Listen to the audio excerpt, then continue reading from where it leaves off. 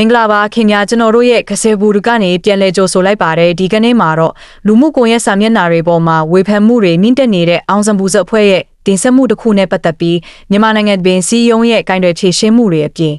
လူပြောများနေတဲ့မင်းသားမောင်ဘိုးချစ်နဲ့အောင်စံပူတို့အကြားကကောလာဟလသတင်းစကားများအကြောင်းကိုအသေးစိတ်တင်ဆက်ပေးသွားမှာဖြစ်ပါတယ်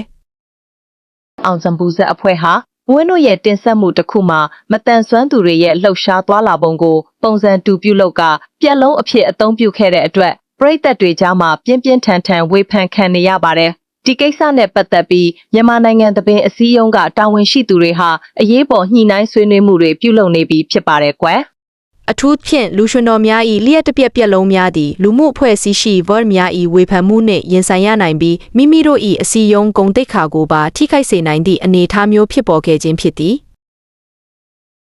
ထို့သောအခြေအနေများကြောင့်နောင်တွင်အလားတူမှာမျိုးမဖြစ်စေရန်နှင့်အမှုပညာလောကသားအချင်းချင်းကာကွယ်ပေးနိုင်သည့်အဆင့်အတန်းတစ်ခုတွင်ရှိနေစေရန်လိုအပ်လျက်ရှိပါသည်တစ်ဖက်မှာလည်းဒီဖြစ်ရဟာမောင်ဘိုးချစ်ကမနာလိုလို့အောင်စံပူကို6တွန်းတာဖြစ်တယ်ဆိုတဲ့ပြောဆိုမှုတွေထွက်ပေါ်နေပါတယ်။ဒါပေမဲ့ဖြစ်ရမှန်ကတော့လက်ရှိဇက်သပင်လောကတုံ့ဆိုင်နေရခြင်းဟာအဓိကအကြောင်းရင်းဖြစ်ကြောင်းသိရပါတယ်။အောင်စံပူနဲ့စန်းရည်မိုးတို့ဟာမောင်ဘိုးချစ်ရဲ့ဇက်ခုံပေါ်မှာကပြခဲ့ကြတဲ့သူတွေဖြစ်ပြီး